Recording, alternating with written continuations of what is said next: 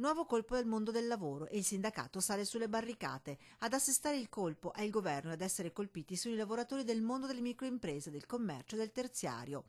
Il governo esce con un provvedimento che spazza via l'ammortizzatore sociale delle sospensioni, istituto a sostegno del reddito dei dipendenti delle piccole aziende in crisi o di quelle che hanno terminato la cassa in deroga. Parliamo in Veneto di almeno 2.000 lavoratori. Solo nel veneziano ad esserne colpiti saranno in poco meno di 500. E questi lavoratori privi di qualsiasi copertura, anche se dovessimo avere una qualche ripresa, si trovano licenziati, passano direttamente nelle liste di mobilità.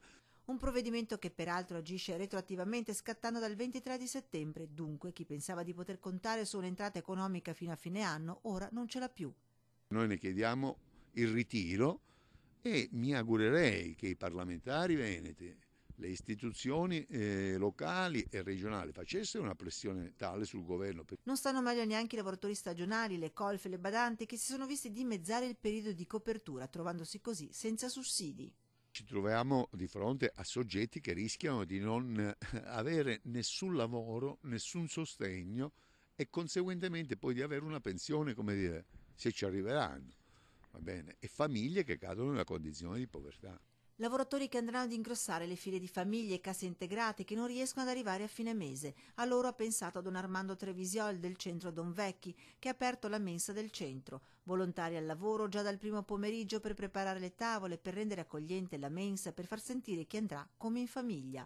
110 posti disponibili per una cena ad €1. Al momento hanno risposto in 33, soprattutto italiani, famiglie, anziani e lavoratori che hanno perso il lavoro. Ancora pochi, dice don Trevisiol, che rassicura, non si tratta di una mensa dei poveri. Queste persone che sono sempre vissute dignitosamente fanno fatica un po', e poi forse sono preoccupati, hanno l'immagine della mensa popolare. Questo vorrà essere una mensa popolare o dei poveri, ma è soltanto un ristorante. Il passo successivo per essere d'aiuto e mantenere il riservo sarà fornire i pasti da portare a casa e lancia un invito. Venite a vedere, controllate una sera o due e poi casomai se non vi va state a casa.